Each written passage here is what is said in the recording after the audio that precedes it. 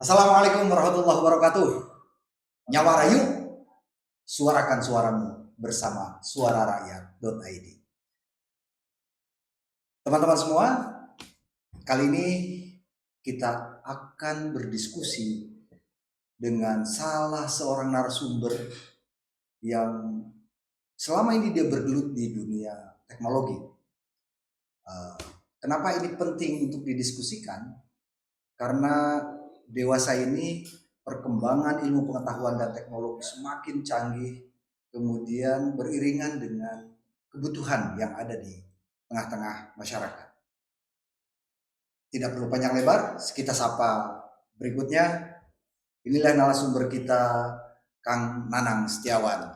Kang Nanang Setiawan, Assalamualaikum. Waalaikumsalam warahmatullahi wabarakatuh. Kang Nanang, Anda dikenal selama ini sebagai salah seorang pegiat di dunia IT, di dunia teknologi informasi. Saya sebagai orang awam, kadang-kadang kebingungan untuk memaknai IT yang dimaksud sebetulnya secara terminologi keilmuan seperti apa, dan juga pada prakteknya di lapangan seperti apa. Kalau menurut opini saya, pendapat saya, IT atau teknologi informasi itu adalah sebuah tools. Mungkin kita sering mendengar juga ya, bahwa IT itu adalah sebuah tools bagaimana untuk mempermudah segala macam pekerjaan kita, mempermudah hal-hal yang mungkin sulit untuk dilakukan secara manual, dan juga lebih mempermudah kita dalam membuat desain untuk kebijakan dan lain-lain lah. Kalau dalam hal ini dalam pemerintahan gitu ya, itu sangat utama lah sekarang ya. Karena kita lihat perkembangan IT sekarang ini sudah hampir menyeluruh ya, sampai ke pelosok. Bahkan mungkin sudah di desa-desa dan lain-lain yang namanya handphone yang bersinggungan dengan teknologi itu sudah bukan barang yang awam lagi atau baru lagi. Tapi teknologi itu sendiri juga memiliki dampak buruk juga ya kalau saya lihat sekarang ya.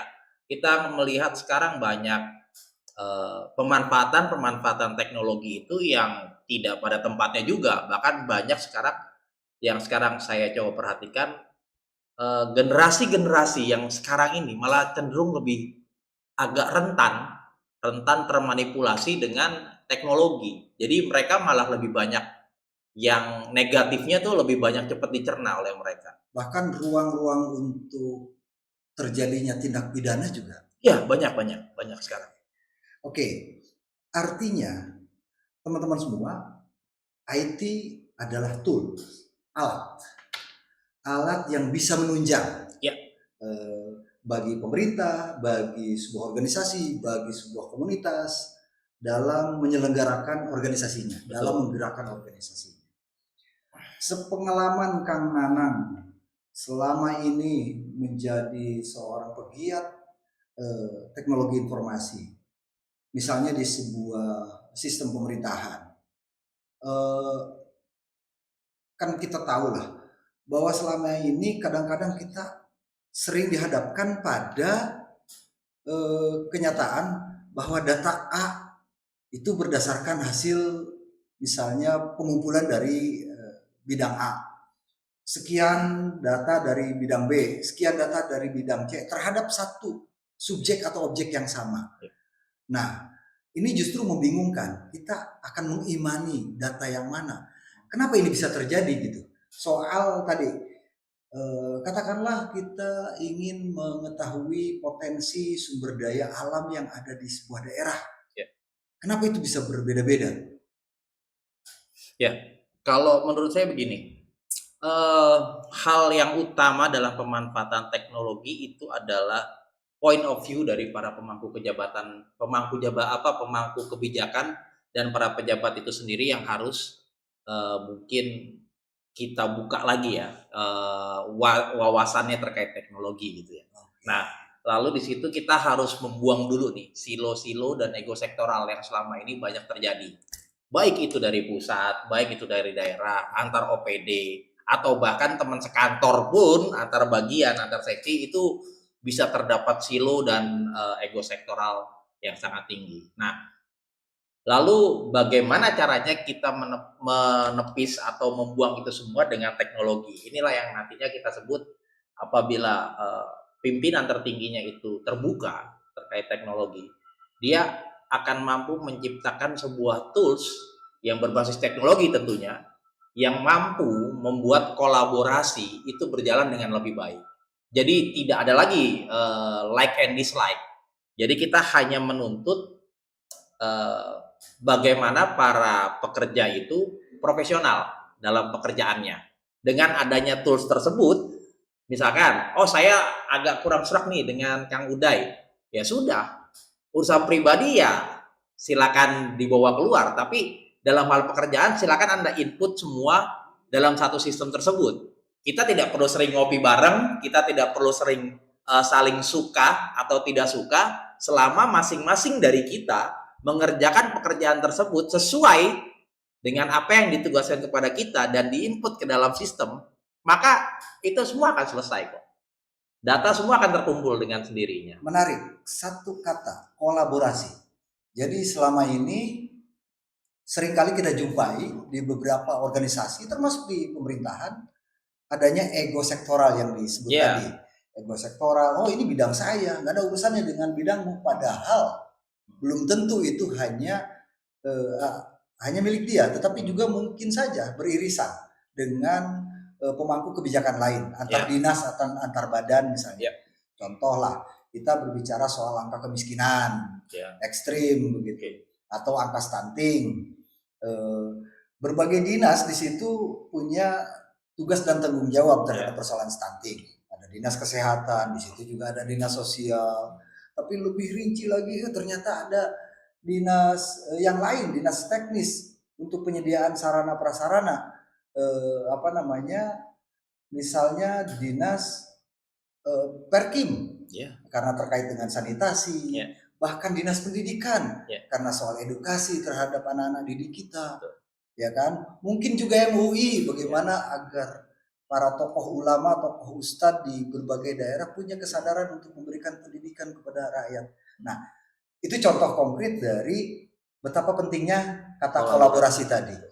Nah, berarti kata kunci dari kolaborasi terletak pada pucuk pimpinannya. Kurang lebih ya, artinya begini. Kita semua memahami bahwa pucuk pimpinan itu tentunya harus bisa mengorganisir pejabat-pejabat di bawahnya lah ya, ibaratnya, atau orang-orang yang ada di bawahnya. Nah, bagaimana cara mengorganisir tersebut, bagaimana mengorkestrasi setiap bagian-bagian tersebut sehingga mencapai tujuannya. Tadi salah satu contoh yang Kang Uday berikan itu adalah kemiskinan ekstrim misalnya ya, kita berbicara kemiskinan ekstrim. Nah, kita akan melihat dahulu nih parameter-parameter kemiskinan ekstrim itu seperti apa. Lalu database validnya dari mana dulu, ya kan? Database validnya, oke, misalkan dari dinas terkait, dinas A, dia yang menentukan ini adalah statusnya miskin ekstrim misalnya. Lalu untuk menangani ini seperti apa? Nah, ini kan banyak OPD atau dinas yang saling terhubung kan untuk menangani masalah ini. Jadi ada yang namanya, kalau mungkin sekarang apa ya istilahnya, problem-problem tematik yang bisa diselesaikan secara bersama-sama. Jadi jangan lagi bahwa ini kemiskinan ekstrim berarti tugasnya dinas sosial. Nggak bisa. Nggak bisa. Ternyata di sini ada kasus wabah berarti hanya dinas kesehatan yang turun. Saya rasa itu sudah tidak zamannya seperti itu. Zamannya adalah kita berbagi data, lalu bagaimana menyelesaikan masalah tersebut. Salah satu contoh, misalnya ada satu lingkungan kumuh. Lingkungan kumuh yang mungkin dia ada di bantaran sungai atau seperti apa. Nah, lalu bagaimana menanganinya? Kita harus kolaborasi bekerja sama dengan berbagai macam pihak luar, mungkin eksternal, ada beberapa LSM, organisasi luar yang fokus ke masalah-masalah itu, lalu dicarikan solusinya. Yang dinas sosial, dia menyelesaikan masalah yang menjadi tupoksinya apa. Lalu ada tadi ya, dari Perkim, masalah sanitasi, masalah apa, itu dia menyelesaikan dengan tupoksinya. Tetapi lokusnya itu harus sama dulu. Kalau kita punya single data, maka kita akan bisa ngeroyok nih, ibaratnya nih, bareng-bareng nih. Nih ada problem nih, kemiskinan ekstrim di wilayah ini. Perkim bisa nggak nih untuk sanitasi diurus oleh Perkim? Bisa turun ke situ. Dinsos bisa nggak nih? Apa yang bisa diurus oleh Dinsos di wilayah itu? Turun ke situ. Lalu ada lagi mungkin nanti dinas pendidikan. Kita selama ini gini kan, terutama salah satunya untuk dinas pendidikan ya, terlalu fokus ke yang formal. Ya. Yang informalnya kita belum belum belum menyentuh secara inilah ya, secara dalam lah ya. Padahal untuk lokasi-lokasi tadi kita berbicara kemiskinan ekstrim, mungkin yang lebih bisa diadop secara cepat adalah informal. Karena tadi ya keterbatasan mereka karena bikin ekstrim sehingga mereka tidak mendapatkan akses ke pendidikan yang baik, ibaratnya dia mau masuk negeri juga mungkin kalah karena secara zonasi jauh dari sekolah, mau masuk swasta tidak mampu. Nah, ini pentingnya adanya pendidikan informal yang mampu untuk meningkatkan taraf pendidikannya mereka. Oke, saya menemukan satu kata lagi tadi. One data. Ya. Satu data itu menjadi kata kunci berikutnya. Karena bagaimanapun yang tadi dikatakan oleh Kang Nanang, bahwa persoalan-persoalan publik itu biasanya harus dikeroyok bareng-bareng.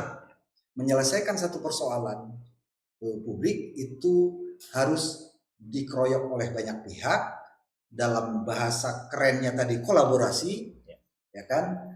Nah, pengalaman Kang Nanang di sebuah perusahaan atau di sebuah instansi pemerintahan selama ini, kesadaran itu muncul kan tentu saja dari top leadernya, dari para pengambil kebijakan, entah di level kepala dinas, gubernur atau presiden sekalipun begitu, atau bupati, wali kota. Contoh-contoh yang kemudian sudah mengerucut ke arah sana, sudah adakah di Republik ini dan di provinsi lain atau di Banten sendiri bagaimana?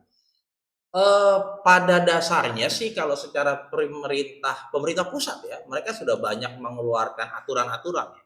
Seperti ada aturan terkait satu data Indonesia, ada juga tadi satu peta gitu ya. Itu udah banyak lah Perpres dan Perpres dan turunan peraturannya. Cuman terkadang eksekusi ke bawahnya itu jarang. Karena terkadang ada yang pemahamannya masih kurang tadi ya, terkait ini yang dimaksud satu peta itu apa dan bagaimana, terkait satu data itu apa dan bagaimana, atau yang sekarang lagi tren ini ada lagi aturan dari pusat terkait transformasi digital gitu ya. Ada transformasi digital beberapa tahun yang lalu waktu baru dimulai ada yang namanya SPBE, sistem pemerintahan berbasis elektronik, dan itu lumayan tuh tertatih-tatih untuk memberikan pemahaman gitu kan kepada yang ada di teman-teman yang ada di kota kabupaten. Apa sih maksudnya, lalu bagaimana achieve-nya gitu kan. Hal-hal seperti itu. Kalau dari pengalaman saya, karena kebetulan saya juga aktif di beberapa tempat gitu ya. Yang saya perhatikan itu saat ini ada dua isu yang lumayan ya dalam hal pemanfaatan teknologi informasi. Yang nomor satu itu DKI Jakarta, yang kedua itu Jawa Barat. Nah, itu yang lumayan ya. Mereka mulai membangun itu dengan serius. Jadi bukan hanya kosmetik.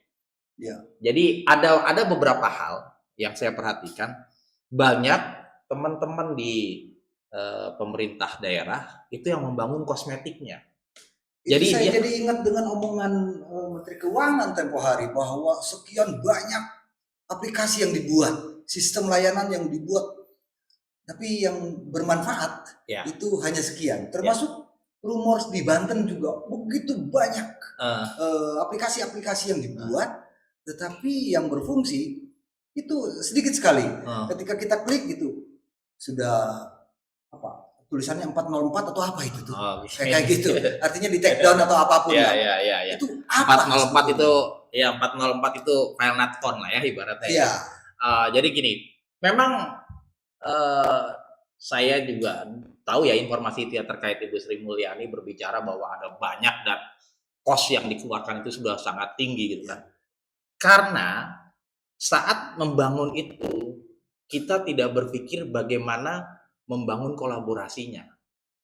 Jadi tidak berpikir integrasinya. Karena tadi masih banyak silo. Iya mah data saya. Ya. Ngapain sih itu minta kan gitu ya. Ibaratnya ini mah data bagian saya, ini data OPD saya. Nggak boleh orang OPD lain atau bagian lain melihat. Nah itu silo kan. Lalu ada juga ego sektoral. Kita yang kerja, ngapain dia yang ini gitu kan. Kita harus bisa maju sendirilah dengan data ini. Nah hal-hal seperti itu di zaman sekarang itu harusnya sudah musnah.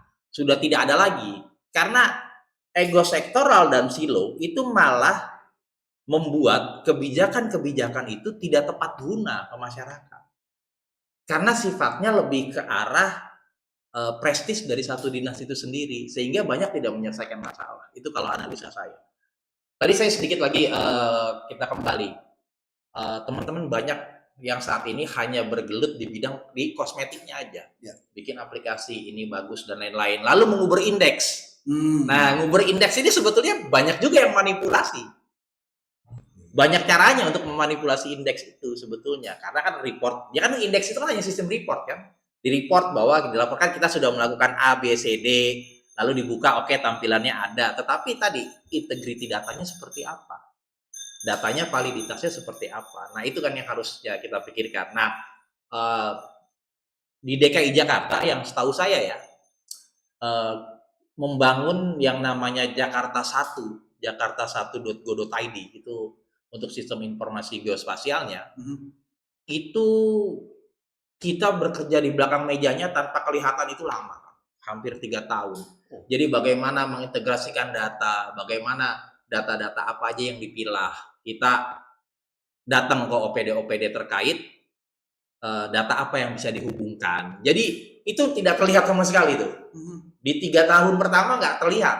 Karena fasenya kita membangun kolaborasi dan integrasi dulu. Jadi tidak terlihat orang. Dan apakah cost-nya besar? Besar. Karena sama aja. Tapi kita membangun pondasi. Ya. Jadi kalau pondasi datanya sudah benar, bahwa kalau kode untuk ini berarti ini ya kodenya ya, semua OPD harus sama. Jadi tidak ada lagi di OPD ini kodenya A. Untuk ini yang sama, kasus yang sama, di OPD lain kodenya ternyata B. Nah, kita membangun parameter-parameter itu dulu. Jadi data cleansing dan lain-lain. Nah, setelah datanya itu sudah beres dan bisa disajikan untuk pimpinan, jadi pimpinan udah enak. Kita sudah punya petanya misalnya. Apalagi sudah berbasis spasial ya, sudah berbasis peta, lokusnya bisa lebih jelas. Jadi misalkan begini, pimpinan ingin membangun sekolah misalnya. Oke, carikan saya tempat. Saya ingin ada sekolah baru, 10 sekolah baru misalnya. Oke, 10 sekolah baru. Lalu di mana lokasinya? Kalau kita hanya menyasar, oke, ini ada tanah murah beli. Nah, itu nggak benar itu. Nah, itu potensinya nggak benar. Ya kan? Nah, seharusnya kan harus ada, kalau saya istilahnya DSS lah zaman dulu, Decision System Support. Jadi bagaimana ada sistem yang digunakan untuk sebagai sandaran pengambil keputusan. Nah, kalau sudah berbasis data dan digabungkan dengan spasial terutama misalnya, kita tinggal lihat aja. Oke, dari data penduduk, range usia untuk masuk sekolah SD, SMP, SMA di kecamatan A, B, C dengan luas wilayah sekian, kira-kira ada di mana yang lokasi yang cocok? Ya kan? Oh, ternyata di kecamatan A ada sekian anak usia sekolah umur sekian sampai sekian, ada sekolah umur sekian sampai sekian. Jaraknya juga bisa dihitung. Soalnya kemarin saya jalan-jalan dari Banten Selatan, kebetulan mau menuju ke Desa Kanekes ke Baduy, itu ada satu SMK baru. Itu adanya di tengah-tengah kebun kebun sawit dan kebun karet. Gitu. Yang jauh jaraknya dari perkampungan. Ini mungkin salah satu contoh tadi yang ketika kepala daerah atau kepala dinas, aku mau membangun USB di daerah mana gitu. Bukan berdasarkan ini tanah murah, memang di pinggir jalan bagus, tapi kan jarak dengan perkampungan warga luar biasa jauh. Malah mengerikan juga di situ. Ada potensi masalah lain lah. Bisa jadi, karena nanti tingkat, kalau istilahnya tingkat occupationnya ya yang rendah ya. Betul. Jadi banyak yang tidak ingin sekolah ke sana. Ibaratnya seperti itu. Lalu kita juga bisa melihat dari data-data tertier atau sekunder yang lain, Kang. Misalnya, apakah akses jalan ke wilayah tersebut sudah bagus? Ya. Nah, ini tadi, kalau ada kolaborasi dengan dinas lain, jangan hanya dinas pendidikan misalnya. Oh, saat kita ingin bangun sekolah sudah ditentukan wilayah ini, oke, ada range usia sekolah ini, berarti sekian tahun akan banyak yang lulusan akan masuk di sekolah tersebut gitu ya, secara lokasi. Tapi dinas lain juga di-invite, diundang. Ini jalannya tolong diperbaiki ya. Di sini ada jalan sekian ratus meter, sekian kilometer, tolong aksesnya diperbaiki. Lalu dari Dishub, kita akan bangun sekolah di sini loh. Kira-kira ada nggak? Misalkan ada bis kah atau angkutan umum gitu kan? PJU Trayeknya sudah segala ada macam. kah? Atau nanti kita dengan bentuk model lain lah, mass transportation yang lain gitu kan? Nah, itulah pentingnya kolaborasi. Jadi pertama data dulu kita beresin, begitu kita beres dengan urusan data, baru kita akan naik ke urusan analisa. Nah, saya sih mungkin belum terlalu dalam lah ya, bagaimana para pimpinan itu mengambil kebijakan. Tapi kalau saya beberapa kali dengan teman-teman di DKI waktu itu ya, kita semuanya based on data yang memang sudah terkumpulkan. Jadi kayak titik-titik banjir segala macam itu sebetulnya sudah terpetakan. Ada mereka yang selesai dengan mungkin yang heboh dan viral kayak sumur resapan dan lain-lain. Dia memang ada yang menyelesaikan problem-problem itu dengan ini titik banjir di satu pemukiman itu mampu diselesaikan dengan sumur resapan. Tapi ada juga di tempat lain yang ternyata tidak berhasil gitu ya. Atau Ya. saya sih tidak bisa bilang tidak berhasil ya. Mungkin tingkat keberhasilannya yang rendah karena curah hujan tinggi, karena apa segala macam, itu teknikal orang yang memahami itulah ya. Tapi yang saya soroti adalah bagaimana teknologi itu dijadikan sebagai salah satu dasar pengambil keputusan, terutama di masalah datanya. Itu sih kalau menurut saya. Jadi kalau kita keroyok, sebetulnya permasalahan ini banyak kok yang mau selesai. Kita berbicara kemiskinan ekstrim, kita berbicara pengangguran, di dinas pendidikan ada yang namanya istilahnya DUDI ya, kerjasama dengan pabrik-pabrik atau apa gitu kan, industri gitu kan. Nah itu sebenarnya bisa lebih ditingkatkan lagi sih. Oke, saya tidak ragu dengan keberhasilan DKI Jakarta misalnya atau Jawa Barat di dalam memanfaatkan perkembangan ilmu pengetahuan dan teknologi. Terbukti dari berbagai layanan yang diberikan kepada publik itu hampir semua sudah berbasis IT. Ya kan, orang mau minta surat keterangan pindah, surat keterangan domisili atau apapun itu sudah berbasis teknologi. Nah, sekarang di kampung halaman kita, Kang Nanang kan orang Tangerang, Banten juga kan. Nah, saya sebagai orang Banten, orang selatan gitu ya, orang Banten Selatan yang jauh dari hiruk pikuk yang seperti ini, seperti Jakarta atau Jawa Barat. Kang Nanang melihat sebetulnya Banten sudah ada di posisi apa nih saat ini? Aduh, ini jadi kayak memberikan rate ya. Per berapa nih gitu kan?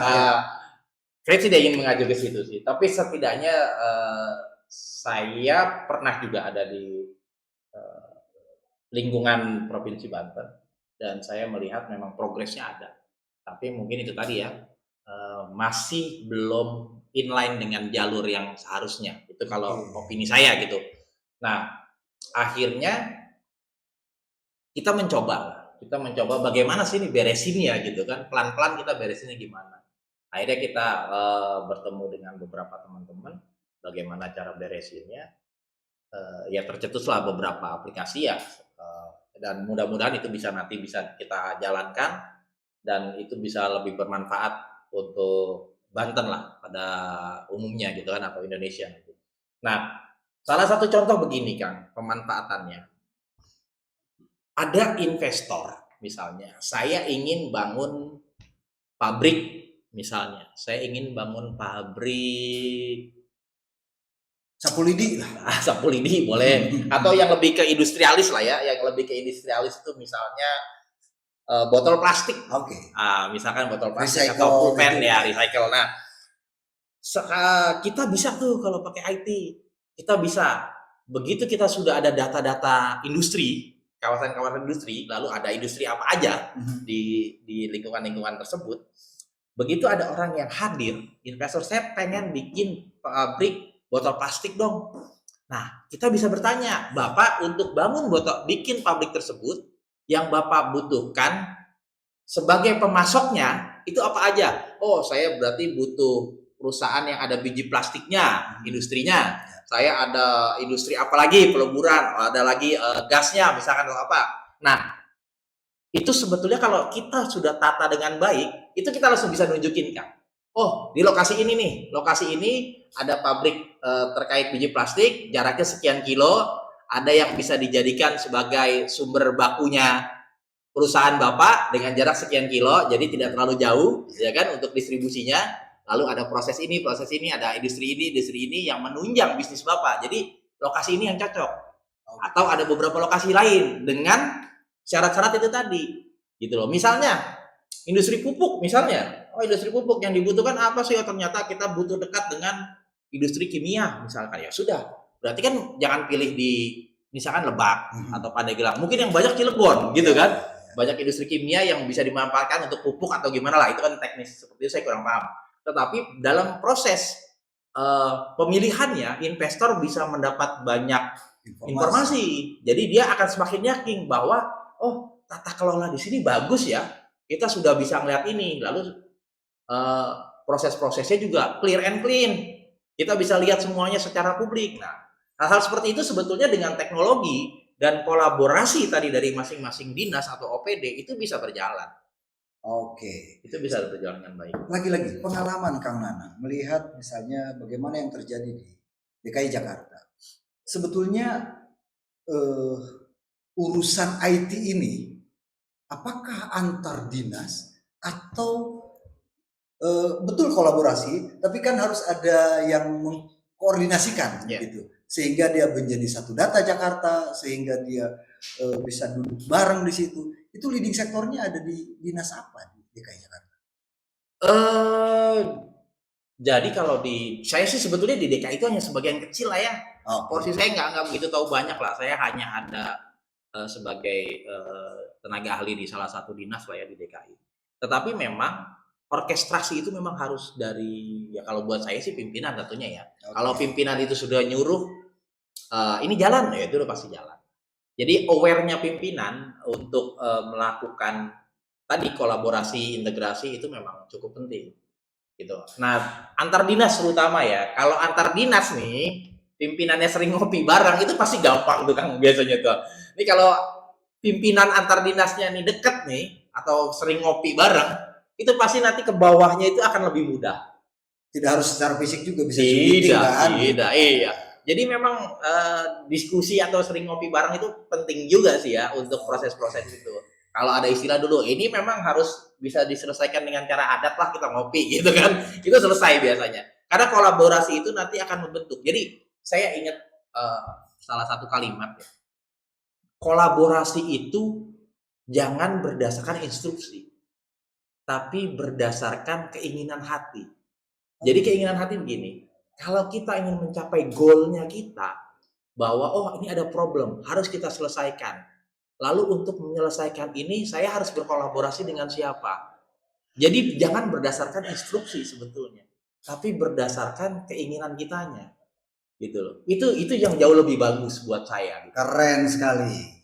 Teman-teman semua, demikian tadi obrolan singkat tapi padat, penuh makna dengan Kang Nanang Setiawan, salah seorang pegiat teknologi informasi di Banten. Dan ada hal yang penting saya kira bagi Pak PJ Gubernur Banten, bagi Bu PJ Sekda, dan seluruh kepala dinas. Yang terpenting tadi kesadaran kolektif kita, bagaimana agar mau bersama-sama sering ngopi bareng, gitu kan? Agar ke depan pemanfaatan IT ini memang tepat guna dan tepat sasaran, bisa lebih bermanfaat untuk pembangunan di Banten ke depan. Sampai jumpa lagi di episode berikutnya. Sekali lagi, suarakan suaramu bersama suararakyat.id. Like, comment, and